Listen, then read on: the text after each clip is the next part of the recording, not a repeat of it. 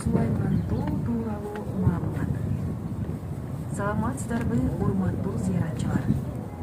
Ош шаары Фергана өрөөнүндөгү эң жана байыркы шаарлардын бири.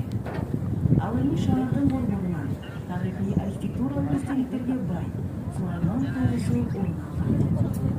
Сулайман тоо деңизден бийлинип 1175 метр бийиктикте орнайт. Узуну 2 километр, туурасы 250 метр болуп, 5 чокудан турат. Тоонун катмары палеозойдун акеташ тектеринен турат.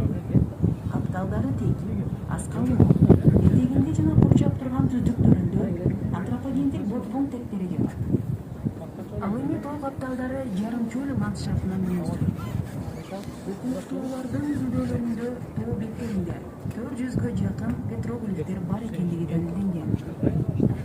Аскага тартылган сүрөттөр жана жазуулар Ош жана бүткүл Фергана өрөөнүндөгү байыркы элдердин тарыхы, маданияты жана диний ишенимдери жөнүндө бай маалыматтарды берет.